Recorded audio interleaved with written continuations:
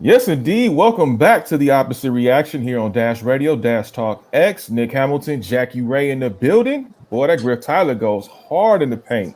Shout out to Griff Tyler from Inglewood, man, representing. But we definitely got another powerful individual representing for not only the ladies out there, but for media in general. Our next guest has been in the media for quite some time. She's been holding court and reporting for various stations like MTV and Fashion One. She's also covered the Big Three, which is Ice Cube's basketball league, along with the WNBA, excuse me, who does a superb job by doing that. She's a 2021 Forbes 30 Under 30 nominee and an all-around outstanding reporter. Ladies and gentlemen, she's also the founder of Girls Talk Sports TV, the one and only Khristina Williams. What's going on, Khristina? How you doing? Hey Nick, hey Jackie, thank you so much for having me. All is well, all is well. Well, you down there in Atlanta, so I have to ask you, what were your thoughts on the All-Star quote unquote weekend on and off the court? I think that the AllStar Weekend, I mean, it was done flawlessly with given the short notice and time. Um, I would have liked to not see it happen altogether due to COVID and all those health precautions that needed to happen. We saw it happen with Ben Simmons and Joel Embiid. There was almost kind of like a scare that happened this past weekend with them. But overall, I think that it definitely delivered. Seeing Steph win the 3-point contest, Team Durant versus LeBron, seeing Dame hit that final shot, and it was super exciting to see. Just something entertaining through all of the chaos that we've been going through in the world right now. Yeah, I want to ask you, I know they implemented that new, they're calling it the whatever rule, but it's the Dwayne Wade rule to prevent the Dwayne Wade fiasco from happening again. Yeah. How do you feel about that new Dwayne Wade rule? I mean, I think that the dunk contest is just like not the same as it was back in the day when we were coming up. So for me, I'm not even excited about the dunk contest anymore. I think that the game, the All-Star game itself is the most exciting event on the schedule for me. So I don't even pay attention to the dunk contest anymore at all. Right. It's Yeah, rigged. you know what I said? I said there's no need to have a dunk contest because Anthony Edwards already had the dunk of the year. Right. What was the point of it? Just give it to him and Exactly. move on. Right. I want to talk a little bit about your journey because you've had a very interesting career thus far and it continues to evolve and continues to get even better. You do such outstanding work. But at what point did you decide to be the founder of Girls Talk Sports TV, and what influenced you to go in that direction, especially being a black journalist and a black woman journalist at that? Well, basketball and sports has been always a part of my life since I was a little girl, and my involvement with the sport kind of changed as I got older. And so for me, working in fashion and entertainment was a lot of fun, but I felt like it was not serving me. I was not happy there. And so I always wanted to get back to my first love, which was basketball, of course. And so for me, I studied journalism, I was a professional reporter, and I just wanted to marry those two passions together. And at the point where I was starting Girls Talk Sports TV, it was really hard to pivot or to get that kind of first chance into the sports industry in terms of being a reporter. And so instead of waiting for someone to like give me an opportunity or just waiting on the sidelines and complaining about getting so much rejection, because that's a part of the game, right? In this business, getting rejected and stuff. I decided to just go out on my own and start my own thing. And that was really also after I tried to start a women's basketball league in New York, where I'm from, because we saw that there wasn't a lot of open runs or opportunities for women to play who were not professional. And that kind of failed. And I was like, okay, reel it back in, go back to the drawing board. And that was the birth of Girls Talk Sports TV several weeks after that. Um, and really also to tackle that 4% of women's sports receiving media coverage, only 12% of the women you see presenting are sports reporters. And so that 4% and that 12% was really shocking. And so I wanted to create a space where women were seen, heard, and valued. Mm-hmm. Now, we are seeing more and more women covering sports now, and the doors do seem like they're opening up. So do you think the days of the female reporters and commentators, you think the days of them not being respected, you think those days are dying away? Well, it's so interesting that you say that, because I think just this week, the Raptors actually announced that on March 24th, they're doing an all women led broadcast from play by play to sideline to the anchor. And so just seeing that, it just warms my heart, because that's why I started Girls Talk Sports TV, a lack of representation of women in those positions, in those seats. And so to see that, yes, I think that we're definitely going into the right direction. To see Sue Bird and 3 other Olympians start the first ever female-powered media sports company in terms of athletes doing that, I think that's super dope. And so we're seeing the game grow. We're seeing a lot of things happen in terms of shift of media coverage. And we're also seeing women athletes and women in sports just taking back that power and controlling their own narrative on their own terms. Yep. Absolutely. And kind of backpacking off of Jackie's question, you've been around the WNBA, you've been very impactful. But we were talking about during the break, rather, where you still have guys that say, I don't think women should talk sports. Like, it irritates me as a guy. And I guess because me covering the WNBA for 10 years and seeing how hard these ladies put on night in and night out, and just watching other women's sports too. Do you think that narrative has kind of shifted in a positive direction, where you had guys that kind of dial back from having that philosophy? Well, trolls will always be trolls. Haters will always be haters. Look, the women of the WNBA are the top 1% athletes in the world. And so they deserve that respect. They trained their entire lives to get to that point, to be one of 144. So do I see it changing? Yes, I see the shift is happening already. We see that more younger boys are looking up to WNBA players as inspiration when they want to, play sports. We see how the influence and impact of the women in the W beyond just the court. I mean, these women helped flip the Senate seat here in Georgia, where I am right now. These women have had such a positive impact on the world beyond the court. And so just to see that happening is definitely amazing. And I think that it is gaining more people who are interested in the sport for sure.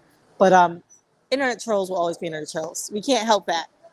We could just keep proving them wrong and doing the work and amplifying the voices of those athletes.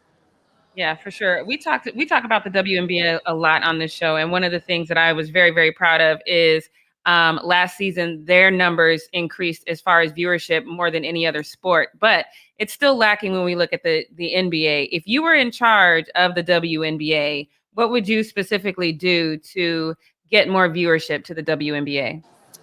Well, first and foremost, shout out to Kathy Engelbert, who is doing such a phenomenal job as the first ever commissioner of the WNBA. I mean, my God, she has had to deal with a pandemic, putting a new CBA in place. So I think that she's doing an amazing job. If I were in her position for maybe 24 hours, what would I do to get more people interested? I would say I would just invest in more of the grassroots media companies who are covering the league, who have covered the league, because I think that is the heart and soul of the WNBA media coverage. These people are working on the ground, sometimes with their own funds, to cover the league. And I think if the league kind of backed them, or, just shine a light more on some of the personalities in and around the league. And we see it's happening, a small shift in it happening, where the league are highlighting the voices of the WNBA. But I think that if they did that, if I would do that if I was in her position, I would try to invest in those platforms and help them grow. So that people can see, because a lot of the times those platforms who are covering league, they just simply don't have the funding or the visibility or, whatever. So I would definitely do something like that. Yeah, I agree with you. I think I've been very giving high praises to Kathy Engelbert, but I've also been critical of her too, because of what happened with the Atlanta Dream former ownership with Kelly Loeffler and trying to get her out. And I felt like she didn't do enough to try to get her out of that position. But I think she's also done a phenomenal job as far as getting fans more engaged with the sport itself. But talk to me about from your perspective, because I've always said, and I've said this on record, so I'll say it again. I thought the WNBA marketing is trash. I thought it could be much better than what it was, because I remember in 96 and 97, how they were marketing their athletes so it was just astonishing how they were marketing their athletes, and it seemed like it just dropped off. So what do you think about the marketing? Should it improve? Could it improve from your perspective? Well, the great thing about this league is that with the new CBA, the league actually allocated more money to the marketing, right? And so we also saw in the offseason the hire of Phil Cook, who's formerly at Nike, as the first ever chief marketing officer for the league. We see this week that Chinea Gumake is the first WNBA player in a decade to have her own solo commercial. And so it's already happening. Like, the marketing is getting better in the off season for the league already. And so, yeah, was it trash before? Absolutely, it was trash. Like, I feel like as women athletes that, it could have been better in terms of getting them endorsements, getting them more visible, getting them more money so they don't have to go overseas and play 6 to 8 months out of the year after finishing a season here in the States. And so I think the league is in the right direction. We've seen first-time endorsements with DoorDash and Glossier and all these different brands. And so it's happening already right before our eyes. And I'm glad that we get to see it on the ground happening. And years to come, we can say that we were here. We saw it happen.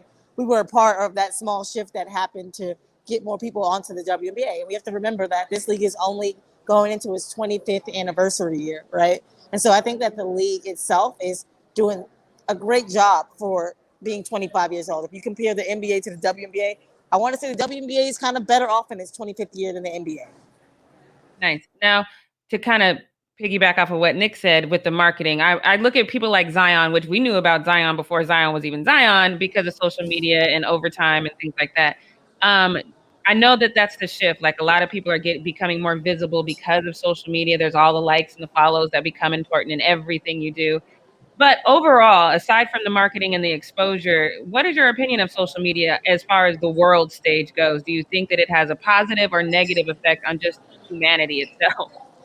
Ooh, well, first and foremost, social media is like my platform. I live in the digital space. I work in the digital space. That's how you all know me, just from being a digital journalist. And so, I think that it's all about how you use it and how you take advantage of it. And for me, in terms of journalism, like I already recognized a few years ago the shift from traditional journalism to the digital space. People have shorter attention spans. They want their news when they want it, how they want it, where they want it. And so for me, I see that there is kind of a convergence of digital journalism and influencer culture, which is equally important. I feel like people more so are now wanting to connect with things that are real and not fake. And so I just feel like it boils down to being authentic online and just being yourself and using social media as a positive tool rather than a negative. And if there wasn't any negative things happening, the world wouldn't be what it is right now. There needs to be some sort of balance between positive and negative, but I guess it depends on the individual user. For me, I decided to use it to make a change, make a difference in the sports industry. So, Right. Absolutely. So talk to me a little bit more about Girls Talk Sports TV and what do you feel like how much you've accomplished in the space and where do you want that network to go moving forward? in just under like 2 years, I feel like I've accomplished a lot in the sports space in terms of just having that voice that is real authentic, but also someone that the athletes can relate to. Girls Talk Sports TV has filled in the gap in terms of coverage of the WNBA, where you can get your 24/7 news. Or if you're just getting started into women's basketball, you can go to my page and kind of use it as a cheat sheet to keep up with everything that's happening. I've been able to break news, major news in the WNBA. I'm about to break some news after I get off this show, but uh, but just using it as a tool to show that the return on investment is worth it. That the women of the WNBA deserve to be covered 365 days out of the year, and not just during the season. And so I think that my platform is just really paving the way in that space.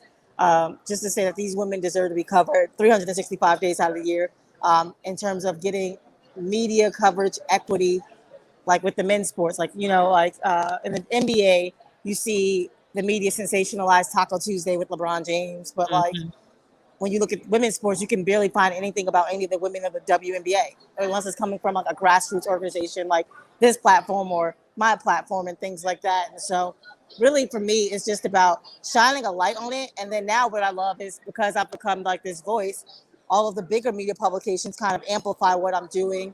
Like I broke some news earlier today, and Bleacher Report kind of made that go out on their app as a breaking news alert, and I'm gonna break some news when I get off the show as well. And so really it's just like showing that we deserve to be covered, and there is a return on investment because the powers that be really don't see it, but it is worth it.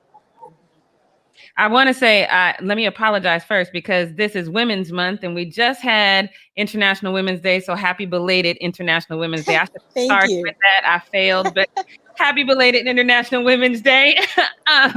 But on that same line, I just want to ask you, outside of your family and of course your mom, tell me a woman that's truly inspired you to become who you are today. Ooh, besides my family or a woman that inspired me, just seeing Oprah Winfrey just dominate in the media space and become a mogul. I mean, as a Black woman, just seeing her reach the highest pinnacles of her career. And not only that, but opening doors for so many other people. I mean, yeah, everyone has a little bit of controversy, but just seeing her be successful in her space on her own terms, definitely I look up to that. Because one day I want to own my own network.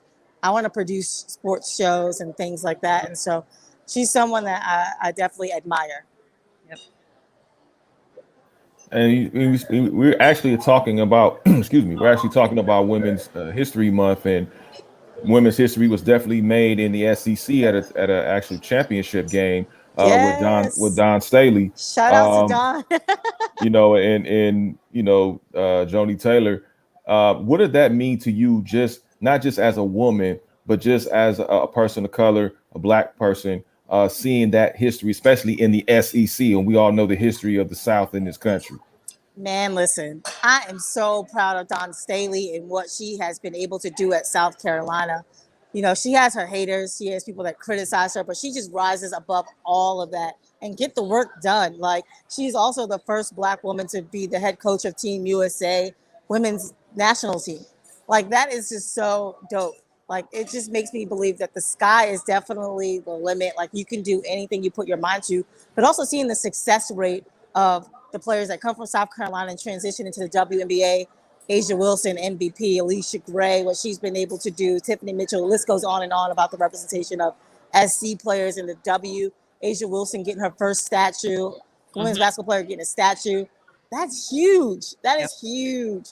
And like, I guess people are not appreciating it because we're in this time right now. So it's probably like whatever. But, history will definitely vindicate a lot of that stuff when you look back and see like, damn, we lived through like history. I love what Staley is doing. I think that we are definitely entering into the Don Staley era of basketball. And she just can't be stopped. And I just want her to continue to be great. I'm always rooting for everybody Black, especially Don Staley. So, yeah. I love that. And I love, your backstory, just knowing that you kind of decided that, I need to create this platform for myself instead of waiting for it to come to me. I'm just going to make it happen. But in that journey of making your own platform and kind of carving out your own way, what are some of the obstacles that you've kind of endured as you build not only your personal brand, but the brand for your business as well? I mean, at first it was like just getting access. I mean, that was just probably like the hardest thing, right? As a Black woman, my company's going up against a lot of corporate companies that are white owned. And so just getting access at first was super duper hard, or just trying to prove that I belong in this space. And so for me, it was just about putting my head down and just doing the work. And then everything else would follow with consistency and kind of breaking down those doors and just shutting people up in general. And just being like, look, my platform is just as valuable as, your platform, or, I'm just as valuable as a voice in this league as anyone else. And I guess making the Forbes 30 under 30 list was definitely something that validated that, put that stamp on it, so people could know, like, look, I'm here. I'm a force to be reckoned with. I'm not going anywhere, and I belong in this space. And so now I'm getting access like crazy. People know who I am. They respect the work that I'm doing. But it definitely came through hard work and consistency. And as a Black woman who's in the media space, just access. People try to play us, to request interviews and things like that. And so I feel like once the doors open for me, it's opening for the men and women who are also in this space who look like me as well. Definitely. Well said. I have a two-part question for you. Being that you are in media and been in media for a very long time, this is not something you did yesterday. You've had right. you've definitely been entrenched in this game. I have. How important is it for Black media in today's society? And my second part of my question is, how impactful can we be to make sure that we see more Black women on the sidelines of the WNBA as well as the NBA? That's a very loaded and great question. I think representation is important in terms of getting a diverse perspective and really controlling our own narrative. On the NBA side and WNBA side, you see people complain about certain stories that come out or certain tone-deaf stories that come out. And so having people that look like the athletes in the locker room is equally important because we can understand certain things that maybe other people, our peers or counterparts can't. And so that's super important. And I think that if we collaborate as a people instead of having like a crabs in a barrel mentality, it would also help to open doors or just help each other. You know what I mean? And like we have to stick together. I would like to say in the WNBA community, we have our tribe and we all stick together. We call out things when it is not right. Also, the players advocate for us. Shout out to Sydney Colson, Natasha Cloud, the Renee Montgomerys, who stick up for what is right when they see us not in those spaces and they question it, you know, or they see us request things on request to interview them and they say, make sure you pencil them in on our schedule. That's important to have the athletes on your side as well when you're doing this. I mean, that's the only way we can make a change and make a difference in terms of changing the stereotypes and stigmas around Black media. You know, we're not ghetto. We matter. Our voices, our narratives matter in this space because, believe it or not, you know, these industries are 80% Black. And so people like us, like you and I, are just as equally as important in terms of representation. Yep, absolutely. Yeah, no, I totally agree. And I thank you so much for coming on and carving some time out of your day to be here with us. Because I know in Atlanta, y'all can still turn up. We can't quite turn up out here. We can That's just it. I've only been here for a few weeks, so I'm going back home this week. But yeah, I've definitely been staying out of the mix. I'm at a restaurant right now because I need to eat dinner. I'm super hungry. But yeah. So no masks or anything out there required? No, I had my mask, but my dinner table is like right there. So Okay. I just kind of stood up so I could be away from the table and talk. But no, I'm mask on all the way. Good. Okay. One last thing before I let you go. You do so much. You always traveling. How does Khristina decompress? How do you balance yourself and not get overwhelmed and stressed out and, just be able to just breathe, so to speak? I believe that setting boundaries is really important. And it's something that I've only learned in the last year. Like, saying no is a complete sentence. And you do not have to feel bad about saying no to certain things. Because especially in the pandemic, when you're working from home or whatever, people feel so entitled to your time. And for me, I'm just standing in that no. Like, I'm not going to do that. It doesn't fit in. And so just being mindful of that. But also, I start all of my days with prayer and meditation to connect my body, mind, and spirit, leaning on my faith. Has definitely helped me to just navigate through these times and stay centered in Christ Jesus. That's who I believe in. And so just doing that, having a great support system. On my off days, I'm reading a book. I end my days with reading. I begin my day with reading and prayer and meditation as well. And so just doing things that I love throughout the day to kind of get away from it. So much of my job is being on my phone. I'm always on my phone. And people that I love, they complain about, why are you always on? I'm like, wait, I got to make sure things are right and happening in the league. And so just really just learning how to balance that all has been great. But really just having that support system, staying centered in my faith, and just really starting and ending my day with kind of like a routine as well. That's outstanding. Well, thank you so much for coming on the show. Thank you for taking time out of your busy schedule to join us here on The Opposite Reaction. I would love to have Nightcast Media and Girls Talk Sports TV do something together. I think it would be epic. Absolutely. Look, Nick and Jackie, you guys are family now. You have my contact, so definitely anything you need, just let me know. Absolutely. Please let everyone know where they can find all of your great work and keep up with you. You can find me on Instagram at Khristina Williams. You can find Girls Talk Sports TV on Instagram at GirlsTalkSports.tv. Follow the Kicking It with Khristina podcast on everywhere where you can listen to your podcast, Apple, Spotify, Anchor, because it's definitely there. Season 2 is also coming out. All right, there you have it, the one and only Khristina Williams. Thank you so much, and we look forward to talking with you soon. Thank you, Nick, and thank you, Jackie. Thank you. Our pleasure. All right, y'all, going to the break. Coming up on the other side of the break, we'll be getting into the Walter Hayden Awards, as well as Cheers to You. All that and more coming up here on The Opposite Reaction here on Dash Radio, Dash Talk X, and all streaming platforms. Stay tuned. Bye, guys. Thank you so much.